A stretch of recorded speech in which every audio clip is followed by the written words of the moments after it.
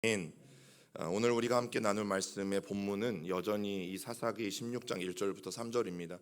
여러분 기억하실지 모르겠는데 이 1절 가운데 굉장히 많은 교훈과 의미들이 담겨 있다라는 말씀을 드렸어요. 여러분 세상의 기독교 그리고 그리스도인의 관계의 역할에 대해서 평생을 연구했던 한 신학자가 있습니다. 리처드 니부어라는 분인데 이 리처드 니부어가 교만에는 적어도 4가지의 종류가 있다라고 말했어요. 그 첫 번째는 권력적 교만이라고 말했습니다. 내 주위가 다른 사람들보다 내가 높다라는 생각 때문에 여러분 사람들 위해 군림하는 교만을 말하는데, 이거는 직장이든 사회든 교회든 모든 곳에서 이 권력적 교만이 나타나고 있다라고 말했어요. 그리고 두 번째는 지식적인 교만이 있다라고 말했습니다. 내가 다른 사람들보다 더 많이 안다. 그런데 이게 단순히 지식에만 그치는 것이 아니라 모든 은사와 능력도 포함이 되어져요. 나는 다른 사람들보다 훨씬 더 능력이 많다. 여러분 그것 때문에 다른 사람들의 말을 경청하지 않게 되어지는 거죠. 그리고 세 번째는 도덕적 교만이 있다고 했습니다. 남들보다 선행도 많이 하고 기부도 많이 하고 그렇게 좋은 일들을 많이 하면서 나는 다른 사람들과 달라, 나는 그 사람들보다 훨씬 더 도덕적 우위에 있는 사람이다라고 바로 생각하는 교만의 그 다른 모습이 이 도덕적 교만이라고 했어요. 그리고 마지막 4번째는 영적인 교만이 있다고 했어요. 여러분 내 신앙이 남들보다 훨씬 더 낫다고 생각하는 거예요. 그리고 내가 다른 성도들과 다르게 나는 하나님과 아주 친밀해. 나는 하나님과 남들은 가질 수 없는 특별한 관계를 나는 유지하고 있다라고 생각하는 사람들은 여러분 영적인 교만에 빠져 있을 가능성이 매우 높다라고 평가했어요. 여러분 니부어는 이 4가지 중에서도 다른 무엇보다 영적인 교만이 신앙인들에게 가장 위험한 것이다 라고 강조해서 말했습니다. 왜냐하면 영적인 교만은 여러분 죽음에 이를 수 있게 만들기 때문이죠. 좀 교만했다고 사람이 죽어요? 그런 일들이 가능해요? 여러분 우리는 이미 삼손을 보고 있잖아요. 삼손을 보게 되어질 때에 여러분 이 영적인 교만함과 이 교만함들이 결국에는 삼손을 어떻게 만들었는지를 우리는 이미 보고 있어요. 여러분 그러면 그런 삼손의 교만과 이런 과도한 자신감이 왜 문제가 되었을까? 여러분 밧세바 신드롬을 지난주에 우리가 함께 나누었었는데, 이 밧세바 신드롬에 빠지게 되어지면 오늘 삼손에게서 볼 수 있는 굉장히 치명적인 부작용 2가지가 있습니다. 그 첫 번째가 무엇인가 하면 잘못된 시선을 갖게 된다라는 거예요. 밧세바 신드롬에 빠지면 누구든 잘못된 시선을 갖게 됩니다. 자, 1절을 한 번 더 읽어봅니다. 시작. 삼손이 가사에 가서 거기서 한 기생을 보고 그에게로 들어갔더니. 여러분 지금 삼손이 어디에서 어디까지 간 거예요? 블레셋의 동쪽 끝에서 블레셋의 서쪽 끝까지 내려간 거예요.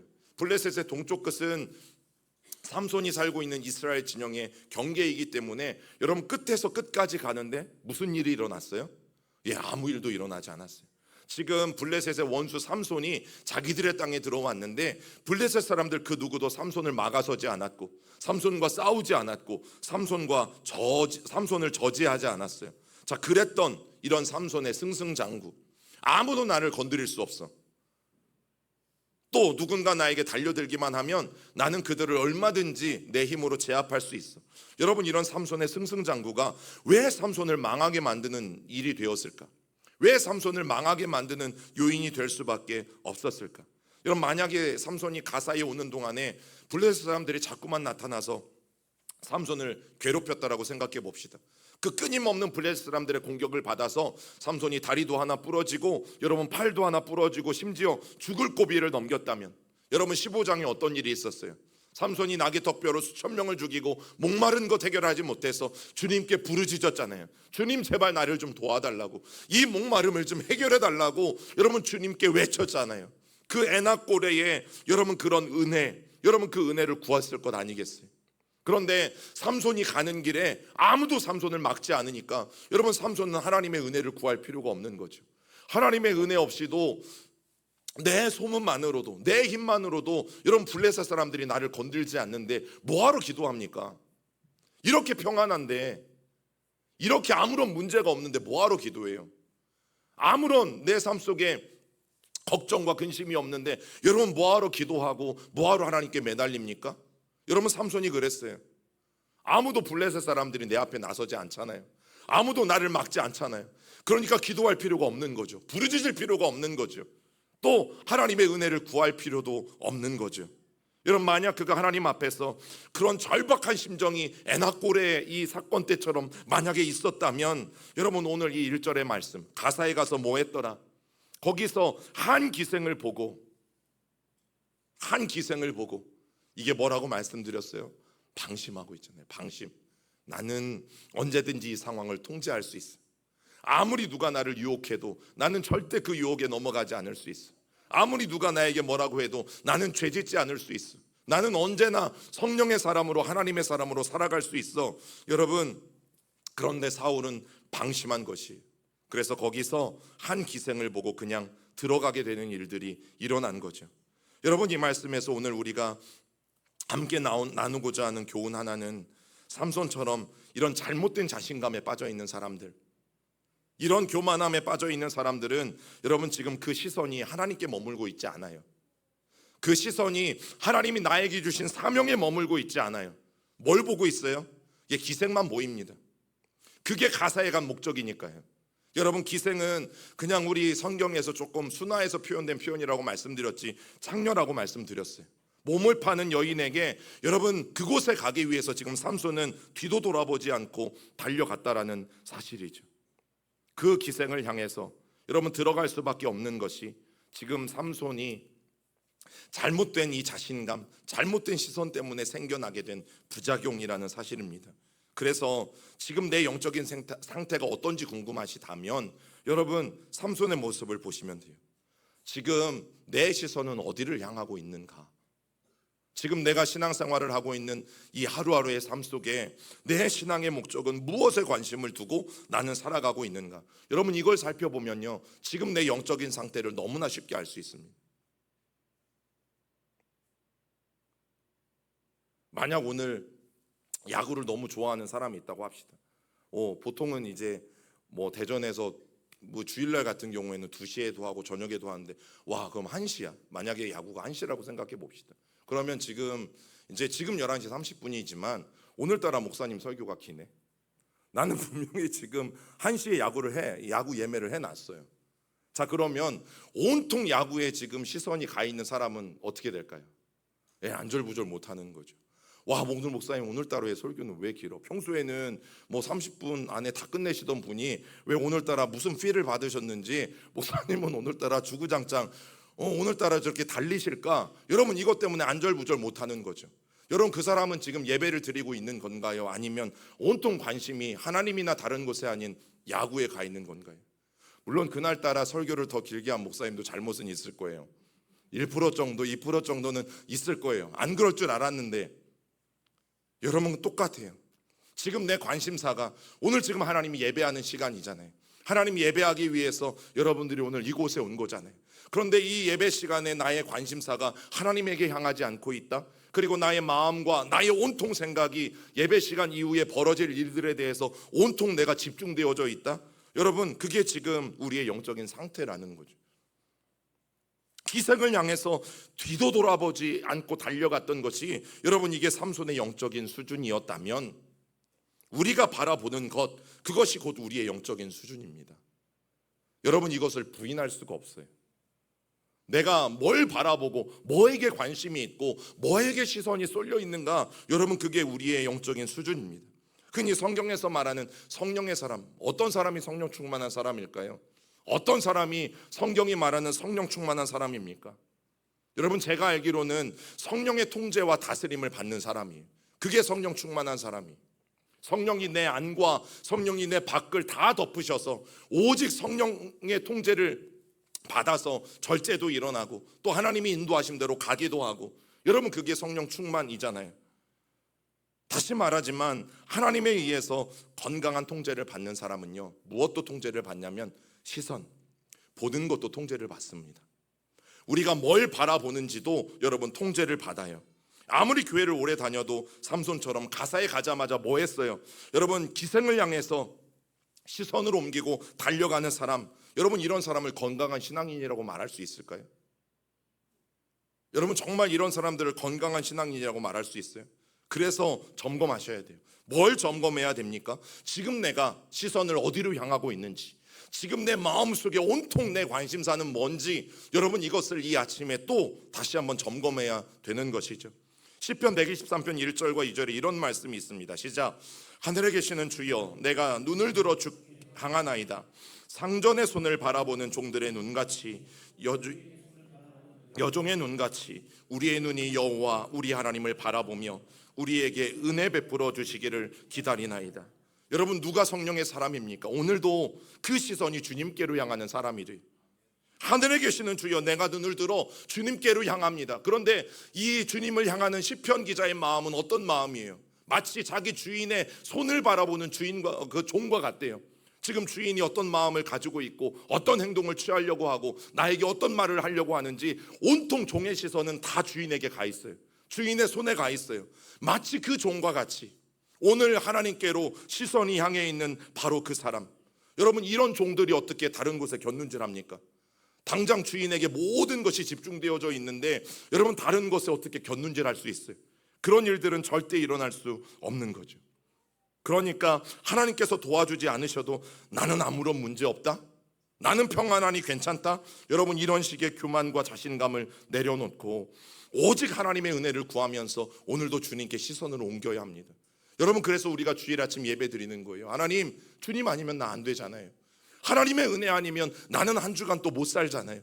그래서 하나님, 이 아침에 나는 오늘도 하나님의 은혜를 구합니다. 성령님, 제발 좀 나를 도와달라고. 성령님, 제발 나를 좀 붙잡아 달라고. 여러분, 그렇게 하나님 앞에 간구하는 것이 주일 아침 아니겠어요? 이런 시선이 제대로 교정되는 것에서부터 여러분, 우리의 영적인 회복은 일어납니다. 좋은 걸 봐야죠. 제대로 된 걸 봐야죠. 정확한 걸 봐야죠. 그래야지만 우리의 시선이 교정되어지는 것이죠. 여러분, 우리가 자주 부르는 찬양 중에 시선이라는 찬양이 있잖아요. 내게로부터 눈을 들어 주를 보기 시작할 때 주의 일을 보겠네. 내 작은 마음 돌이키사 하늘에 꿈꾸게 하네. 주님을 볼 때 모든 시선을 주님께 드리고 살아계신 하나님을 느낄 때 내 삶은 주의 역사가 되고 하나님이 일하기 시작하네. 여러분, 이 가사에서 내 삶이 주의 역사가 되는 그 시작, 또 내 삶 속에 하나님이 드디어 일하기 시작하시는 그 시작, 여러분 그때가 언제라고 말합니까? 우리의 모든 시선을 주님께 드릴 때, 우리의 모든 시선을 다시 한번 주님께 고정시킬 때라고 말하고 있는 것이죠. 온통 나에게로만 향해 있던 그 시선, 또 온통 내 욕심대로만 향해 있던 그 시선, 여러분 그 시선에서 하나님이 바라보라고 하시는 바로 그곳을 바라볼 때 하나님의 역사는 시작된다고 노래하고 있어요. 여러분, 만약에 삼손이 그 시선을 하나님께로 향해 있고 또 지금 자기가 기생에 대해서 마음이 불타는 게 아니라 하나님이 나에게 나시를 인으로써 귀한 사명 주시고 또 남들과 다른 어마어마한 힘 주시고, 그래서 그 사명에 사로잡혀서 지금 삼손의 마음이 불일 듯 일어나고 있는 그런 상황이었다면, 여러분 오늘 삼손이 가사에 가자마자 뭐 하는 거예요? 창녀나 들여다보는 이런 어리석은 이 결과는 없었을 것이라는 사실이죠. 여러분, 그래서 창세기 13장 14절은 저는 굉장히 중요한 의미를 담고 있다고 생각합니다. 함께 읽어봅니다. 롯이 아브라함을 떠난 후에 여호와께서 아브라함에게 이르시되 너는 눈을 들어 너 있는 곳에서 북쪽과 남쪽 그리고 동쪽과 서쪽을 바라보라. 아브라함이 갈대아 우르를 떠날 때에 조카 롯도 함께 따로 나섰잖아요. 그런데 이제 아브라함의 이 소유도 많아지고 또 조카의 소유도 많아지면서 목자들끼리 이제 싸우는 일들이 시작했어요. 왜냐하면 목초지는 안정돼 있고 또 먹일 물도 한정돼 있으니까 점점 많아지니까 이제 서로 헤어질 때가 된 거죠. 역시 아브라함이 삼촌답게 먼저 롯에게 선택권을 줍니다. 그래서 롯이 선택한 곳이 어디예요? 소돔과 고모라였던 거죠. 성경에 보니까 에덴 동산과 같이 너무너무 멋져 보이고 아름다워 보여서 롯은 그곳을 선택했어요. 그러니까 롯이 그 땅을 선택한 이유는 분명합니다. 내가 보기에 좋은 곳, 너무너무 아름답고 괜찮아 보이는 곳. 사람들의 마음은 다 똑같아요. 여러분, 롯은 바로 자기 욕심대로, 자기 마음대로, 자기 마음이 동하는 대로 여러분 그 땅을 선택해서 갔다라는 거죠. 그런데 그 결과는 뭐였습니까? 그 소돔과 고모라가 유황불의 심판을 받죠. 하나님의 심판이 임할 곳이라는 것도 모른 채 소돔과 고모라라는 곳에 여러분 이 롯은 그냥 보기 좋아서 갔어요. 내 마음에 들어서 갔습니다. 너무너무 아름다워 보여서 갔어요. 그런데 오늘 아브라함은 뭐라고 말씀하세요? 하나님이 너는 눈을 들어 네가 있는 곳에서 동서남북을 바라봐라. 그리고 아브라함은 저 하나님이 말씀하신 대로 동서남북을 바라보죠. 그리고 주님이 보여주시는 곳을 향해서 아브라함은 가게 되어지는 겁니다.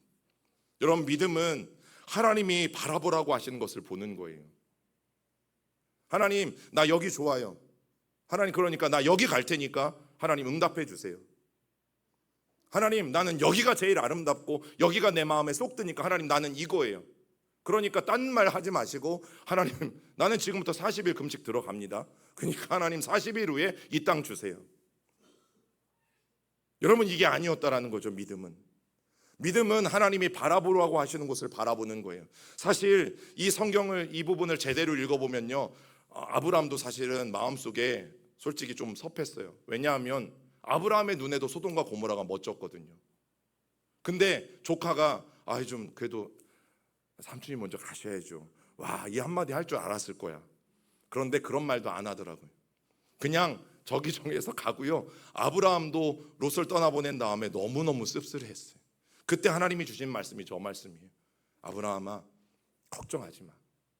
이제부터 너는 눈을 들어서 동서남북을 바라봐. 내가 너에게 보게 하는 곳, 내가 너에게 바라보라고 하는 곳, 이제 너는 그곳을 바라보고 너는 그곳을 향해서 나아갈 것을 여러분 주님은 말씀하시죠. 여러분 무엇을 바라보는 가는 결국 우리의 결과를 달라지게 만들어요. 여러분 오늘도 우리가 무엇을 바라보고 사는가, 우리의 시선은 여러분 우리의 인생이든 신앙이든 그 결과를 완전히 달라지게 만든다라는 사실이. 여러분 오늘날 종말이 점점 가까워 온다고 하잖아요. 세상이 마지막을 향해서 달려간다고 하잖아요. 그러면 여러분 이 나라에 사는 저와 여러분들이 이 대한민국 땅에서 바라보는 건 뭐예요? 이런 보이는 데마다 저질업소, 유흥업소가 들어서고 또 인터넷으로 검색하는 것마다 아니면 내가 유튜브로 들여다보는 그 것마다 여러분 상상하기 힘든 저급한 것들만 내가 찾아보고 들여다본다면 여러분 그게 지금 내 영적 수준입니다. 그게 지금 내 영적 실력이에요.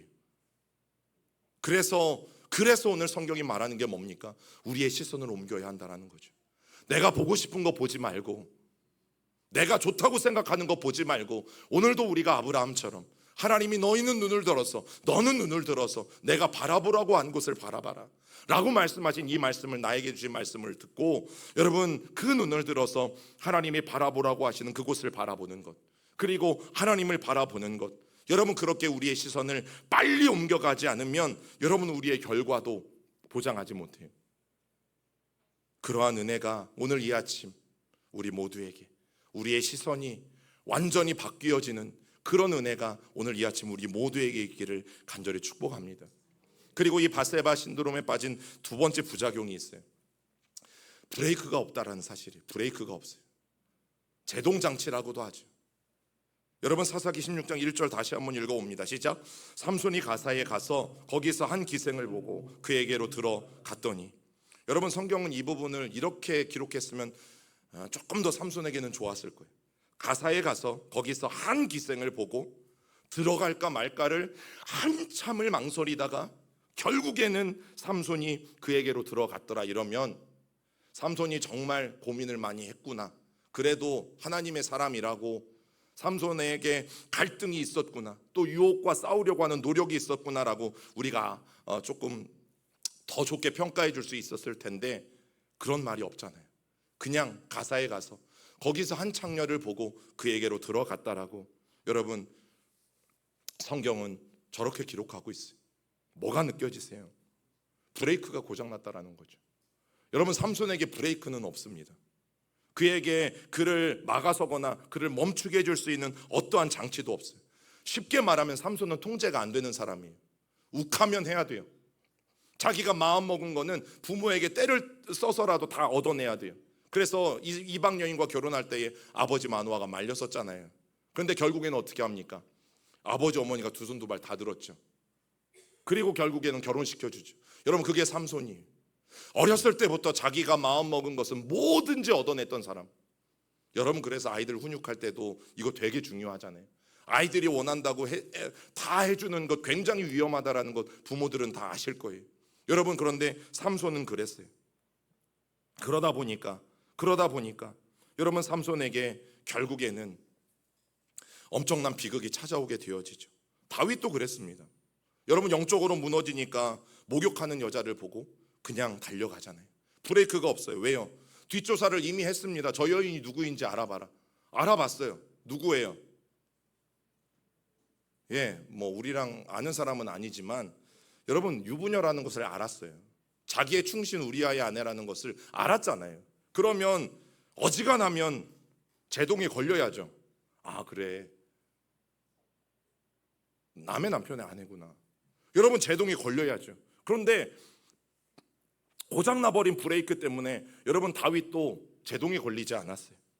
이 바세바 신드롬이 왜 무섭냐 하면 여러분, 하나님의 도우심을 완벽하게 외면하게 만듭니다. 하나님의 도우심 따위는 나에게는 필요 없다라고 여러분 만들게 되어지는 거죠. 왜냐하면 내 힘으로 되는데 하나님께 뭐를 의지해? 내 힘으로도 얼마든지 잘 살 수 있고 이렇게 평안한데 하나님 앞에 뭐하러 기도해? 또 내가 마음 먹으면 언제라도 나는 이 상황을 통제할 수 있어. 나는 이 문제를 다 해결할 수 있어. 그러니까 굳이 뭘 하나님을 바라봐. 여러분, 이 자기 교만이 결국에는 이런 문제를 만드는 거죠. 여러분, 명검, 좋은 칼, 이 좋은 칼은요, 뭐가 더 중요한 줄 아세요? 칼집이 더 중요합니다. 칼집.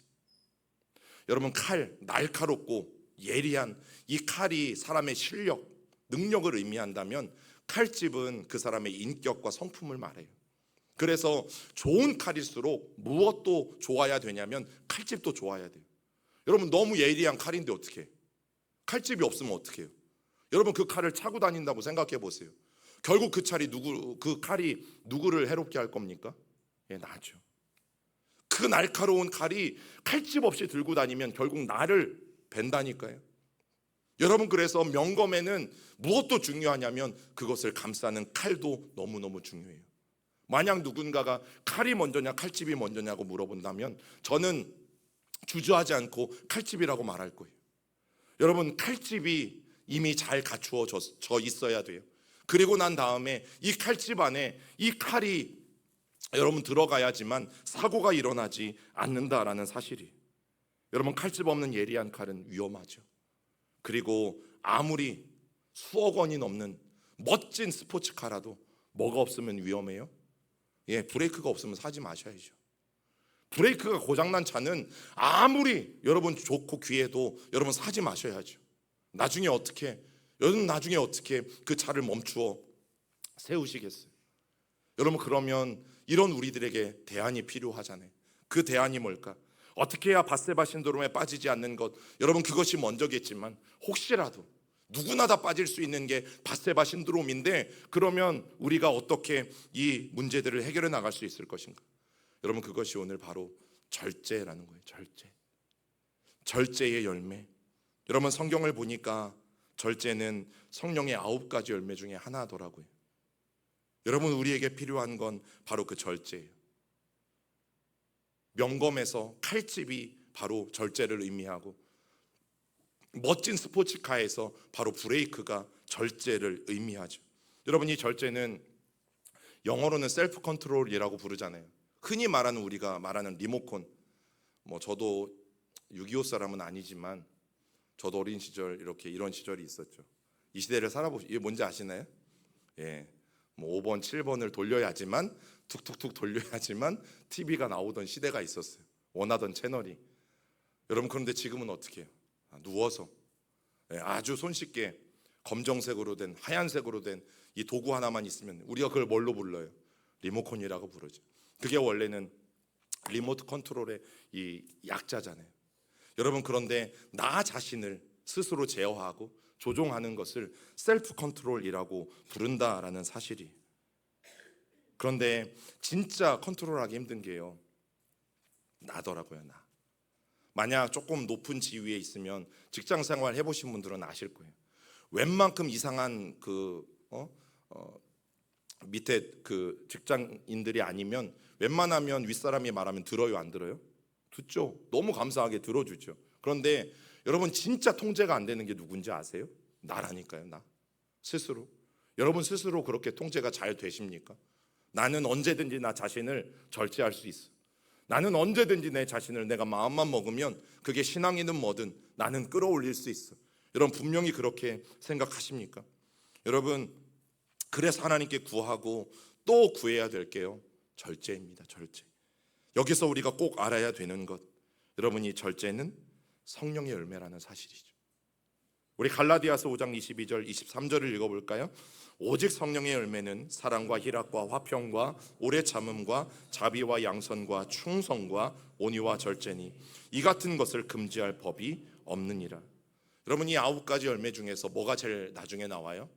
예, 절제가 맨 나중에 나와요. 그런데 이 절제는 맨 마지막에 나와서 제일 어쩌면 좀 안 좋은 열매처럼 보이지만 절대 그렇지 않아요. 저 절제가 잘 준비되어져 있지 않으면 앞에 사랑부터 또 온유까지 나오는 이 8가지를 담을 수 없어요. 왜냐하면 절제는 저 8가지를 담는 그릇과 같아요. 그래서 절제가 먼저 준비되어져야 사랑도 희락도 화평도 온유도 이 절제라는 그릇에 아름답게 담겨질 수 있다라는 사실이죠. 여러분 그러면 뭘부터 갖춰야 돼요? 절제. 바울이 갈라디아서 이 5장을 기록하던 당시 이 당시 시대적 배경이 어떠했냐면 그 시대에서는 윤리적 덕목 중에서 절제가 가장 중요하게 여겨졌던 그런 시대였습니다. 그런데 바울이 제가 귀하다라고 생각되는 게 뭐냐면 그 당시에 사람들에게 가장 중요한 덕목이 절제였는데 여러분 그것을 가지고 영적인 문제를 가지고 오고 있다는 사실이죠. 그러면서 말합니다. 이 절제가 성령의 열매라는 것은 무슨 뜻이에요? 여러분 절제는요 노력으로 안 된다는 거예요. 아무리 내가 노력하고 아무리 내가 손을 찢고 내가 담배를 끊어버리리다, 내가 아무리 담배를 잘라버리고 담배를 태워버리고 그럼 뭐합니까? 가서 사면 되는 것을. 아무리 내가 손을 찍으면 뭐합니까? 다른 손이 있는 것을. 도박도 그렇잖아요. 여러분 손 잘라버리면 도박 못한다고 하지 않잖아요. 발이 있고 입이 있고 어떤 방법으로든 또 하게 되어져 있어요. 그럼 그 말이 뭐예요? 절제는 내 노력으로 안 되고 내 몸부림으로 안 돼요. 절대 내가 가진 힘으로 야 나는 언제든지 멈출 수 있어? 여러분 이미 브레이크가 고장났는데 아무리 브레이크를 밟아댄들 여러분 그 차는 멈추지 않아요. 여러분 절대 이 절제는 우리 노력이나 몸부림과 인간의 노력으로 되는 것이 아니라 무엇이다? 성령의 열매라는 것을 그래서 바울이 강조하는 거죠. 세상 사람들이 절제를 외치며 이 절제가 덕목인 것처럼 살아가고 있는데 바울은 깨달은 거예요. 야 이거는 인간의 몸부림으로 안 되지. 오직 성령님이 도와주셔야지만, 성령님이 선물로 주셔야지만 그것이 가능하다라는 것을 오늘 이 갈라디아서에 기록한 거죠. 여러분 구약의 다윗이 이것을 정말 잘 증명해줘요. 왜냐하면 다윗이 성령 충만할 때, 다른 말로 하면 성령의 통제를 받을 때 다윗은 어떻게 했냐면 엔게디의 동굴에 그가 몰래 400명의 자기 추종자들과 쉬고 있을 때 누가 들어와요? 원수인 사울왕이 들어오잖아요. 그런데 모든 이 600명의 추종자들이 사울을 죽이자고 했을 때 다윗은 어떻게 합니까? 죽이지 말자고 합니다. 여러분 절호의 기회였는데 다윗은 너무나 놀랍게 자기 절제를 가져오죠. 그 상황에서 성령이 다윗을 통제하신 거예요. 성령이 다윗을 다스리시는 거죠. 여러분 그때 결국 다윗은 사울을 죽이지 않고 하나님의 은혜 가운데 살려보낼 수 있었죠. 그런데 더 놀라운 사건이 일어나잖아요. 이런 무서운 절제를 보여주었던 다윗, 고난 가운데 도망자의 삶을 살 때 이렇게 성령의 통제를 받고 무서운 절제를 보여주었던 다윗이 밧세바 신드롬이라는 이 용어가 생겨날 정도로 여러분 교만해져서 그가 왕이 되고 평안한 위치에 있을 때, 또 최고의 위치에 있을 때 어떻게 돼요? 성령의 인도하심에 둔감해지잖아요. 그때 어떤 사건이 벌어집니까? 목욕하는 여인을 보고 여러분 주저없이 그 여인을 품는 안타까운 절제하지 못하는 사건이 일어났고 그것으로 말미암아 여러분 수치의 자리로 빠져든다라는 거죠. 사울을 살려보낸 다윗과 밧세바를 범한 다윗은 같은 사람이에요, 다른 사람이에요? 같은 사람입니다. 이게 충격적이에요. 어제는 뜨거웠지만 오늘은 냉랭하게 식어버리는 게 누구예요? 나잖아요. 어제는 세상 은혜를 다 가진 것 같이 그렇게 펄펄 뛰면서 하나님의 은혜를 노래하다가 내일 아침이 되면 당장 그 은혜를 언제 받았나는 듯이 여러분 잊어버리고 까먹어버리는 것이, 그 모습이 바로 나잖아요. 여러분, 그래서 우리는 우리를 통제하고 또 제동을 걸 수 있는 성령의 충만함을 구해야 되는 거죠. 여러분, 성령의 열매는 절대 우리의 힘으로 얻을 수 없습니다. 하나님, 저에게는 제 스스로를 제어할 수 있는 힘이 없습니다. 하나님, 제가 그런 사람입니다.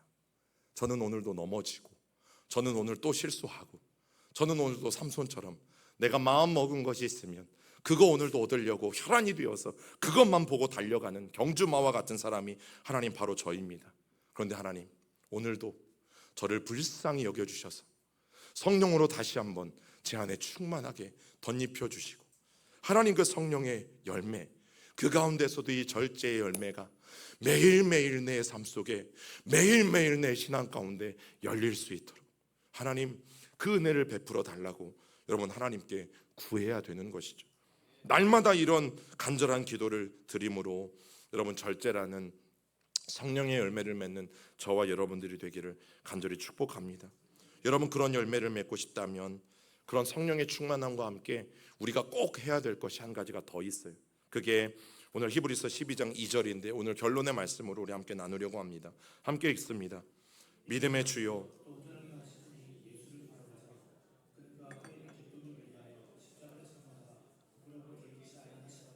하나님 보좌 우편에 앉으셨느니라. 여러분, 오늘 바울이 우리에게 권면하는 것은, 성경이 우리에게 권면하는 것은 예수를 바라보라는 거예요. 그런데 어떤 예수를 바라보래요?